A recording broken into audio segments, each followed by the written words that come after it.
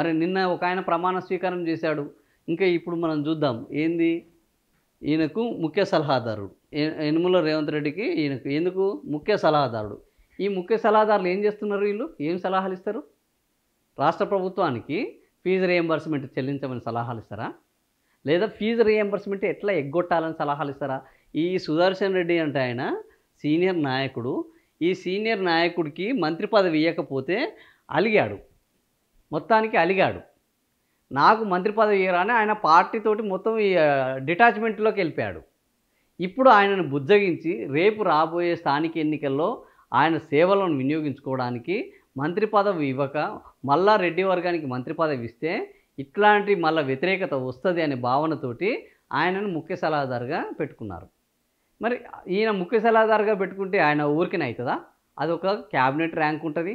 ఆయనకు వేతనాలు ఇవ్వాలి, ఆయనకు సిబ్బందిని కేటాయించాలి, ఆయనకు ఇబ్బందులు లేకుండా చూడాలి, ఆయనకు ఛాంబర్లు కేటాయించాలి, ఆయన ఇవన్నీ కేటాయించాలి. మరి వీటికి పైసలు ఎక్కడి నుంచి వస్తున్నాయి? కోసినా ఏం ఆ రూపాయి ఎక్కువ రాదు అన్నప్పుడు ఈ సలహాదారునికి ఎక్కడి నుంచి పైసలు ఇస్తున్నాడు ముఖ్యమంత్రి రేవంత్ రెడ్డి?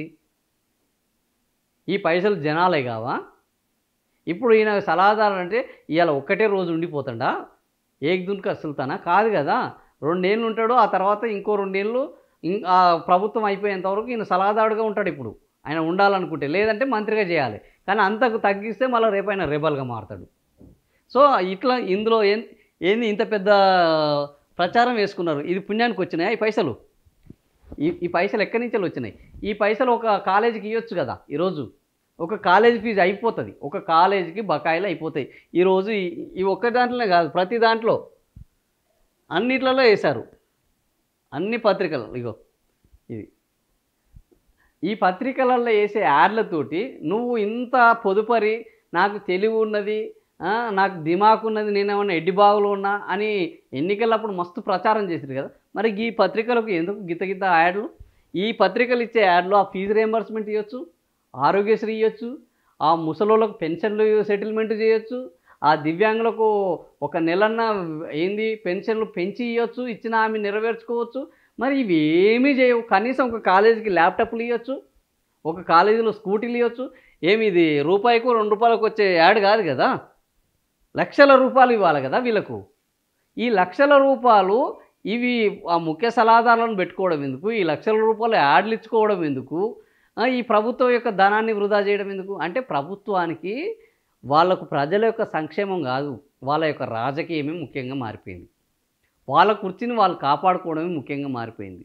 ప్రజలు ఓట్లేసిన వాళ్ళ గురించి ఆలోచించే తీరిక కానీ, ఓపిక కానీ, చిత్తశుద్ధి కానీ వీళ్ళకి లేదు. అట్లాంటప్పుడు అట్లా చిత్తశుద్ధి మన ఓట్లను వాడుకొని మనని కూరలో కరివేపాకులకు తీసేసే వాళ్లకు మళ్ళా ఈ కారం ఎట్లా ఉంటుందని రుచి చూపెట్టాల్సిన బాధ్యత కూడా ఈ ఓట్లు వేసిన వాళ్ళదే.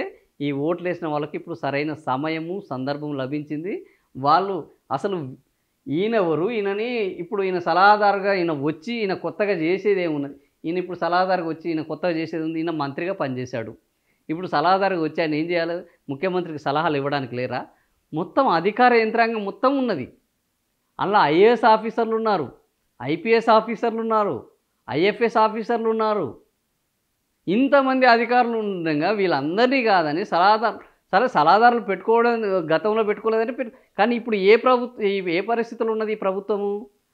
అప్పుల కోసం పోతే దిక్కు లేదు, డబ్బులు వెళ్ళడం లేదు, ఇవ్వాల్సిన హామీలన్నీ అట్లే ఉన్నాయి. ఫీజుల బకాయిల కోసం విద్యార్థులు రోడ్డెక్కారు, పెన్షన్ల కోసం వాళ్ళు రోడ్డెక్కేశారు, పెన్షన్దారులు, నిరుద్యోగులు రోడ్డెక్కారు, రీజనల్ రింగ్ రోడ్లు భూములు పోతున్నాయని రోడ్డెక్కారు.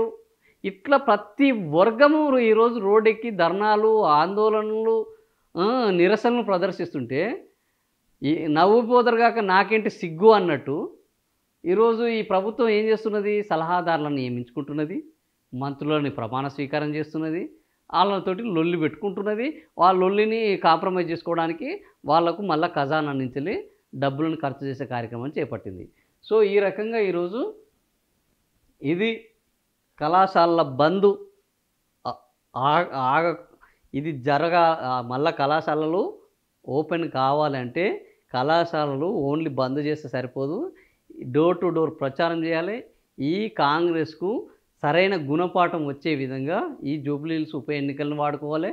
ఇప్పుడు కూడా మేల్కోకపోతే వచ్చే స్థానిక సంస్థల ఎన్నికల్లో ఆ విధంగా అవసరమైతే రేపా లాంటి జంజీ ఉద్యమం తీసుకొస్తే తప్ప ఈ ప్రభుత్వాలకు ఓటర్ల యొక్క విలువ, వాళ్ళు ఇచ్చిన హామీల విలువ తెలిసి రాదు. ఆ తెలిసొచ్చే కార్యక్రమాన్ని కూడా ఓట్లు వేసిన వాళ్ళే చేపట్టాలి నాకు తెలిసినంత వరకు.